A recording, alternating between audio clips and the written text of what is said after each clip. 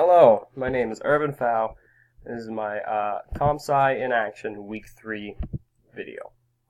And this week we have designed a project we could do on a Raspberry Pi given the current limitations that we face. So without further ado, let's just get right into it. This one, I think. Yep. Alright, the Emulation Station. What is it? The Emulation Station is pretty much just a Raspberry Pi turned into an emulator for retro video games. What do you need?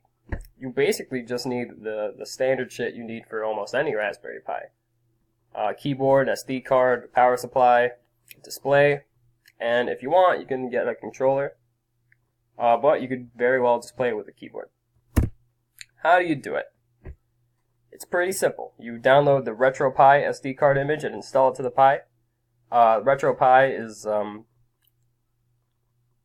it's like an operating system, I'm pretty sure it is, that has a bunch of emulators already pre-installed. And after that, you place the ROM files on a USB stick or you transfer them remotely over the internet and you play away. And that's it.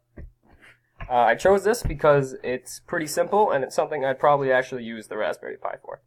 So, yeah, that's about it.